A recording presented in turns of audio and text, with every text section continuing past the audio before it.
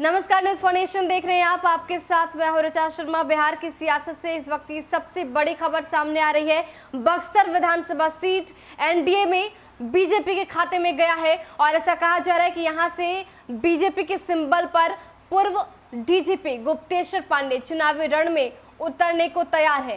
हालांकि गुप्तेश्वर पांडे हाल ही में सुर्खियों में आए थे जब उन्होंने जेडीयू का दामन थामा था और ऐसा कहा जा रहा था कि बक्सर के किसी विधानसभा सीट से वो चुनावी रण में उतर सकते हैं। अब ऐसे में ये खबर चौंकाने वाली है कि बीजेपी के सिंबल पर गुप्तेश्वर पांडे बक्सर विधानसभा सीट से चुनावी रण में उतरेंगे। बीजेपी के विश्वस्त सूत्रों की माने तो बक्सर सीट को लेकर फंसा पेच क्लियर हो गया है। बीजेपी किसी भी कीमत पर इस सीट को जेडीयू के लिए छोड़ने को तैयार नहीं हुई, जिसके बाद जेडीयू बैकफुट पर आ गई और बक्सर सीट से अपना दावा छोड़ दिया है।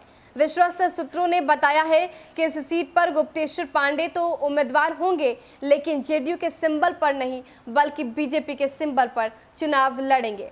पूर्व डीजीपी गुप्तेश्वर पांडे को बाकायदा जेडीयू की तरफ से ये बता दिया गया है। इसके बाद गुप्तेश्वर पांडे बिहार बीजेपी के एक वरिष्ठ नेता से मुलाकात भी कर चुके हैं। अधिक संभावना है कि आज या फिर मंगलवार को बीजेपी में शामिल होकर भाजपा के सिंबल पर बक्सर सीट से नामांकन दाखिल करें। आपको बता दें कि बक्सर सीट पर भाजपा की तरफ से अमरेंद्र पांडे की जबरदस्त लॉबिंग हो रही थी, लेकिन गुप्तेश्वर पांडे की वजह से पेच फंस गया और भाजपा अब पूर्व डीजीपी पर ही दाव लगाएगी। आपको बता दें कि डीजीपी के पद से वीआरएस लेने के बाद गुप्तेश्वर पांडे जेडीयू में शामिल हुए थे। कुछ दिन पहले ही मुख्यमंत्री नीतीश कुमार ने खुद उन्हें जेडीयू की सदस्यता दिलाई थी।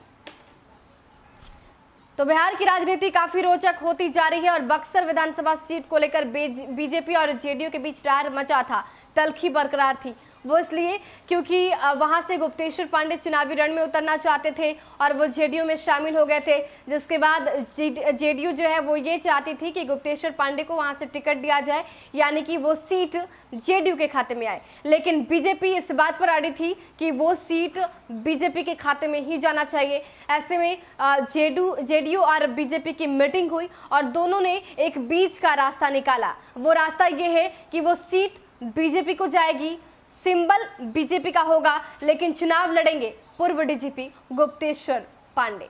फिलहाल के लिए इतना ही। बन रहे हमारे साथ और देखते रहे न्यूज फॉर्नेशन। नमस्कार।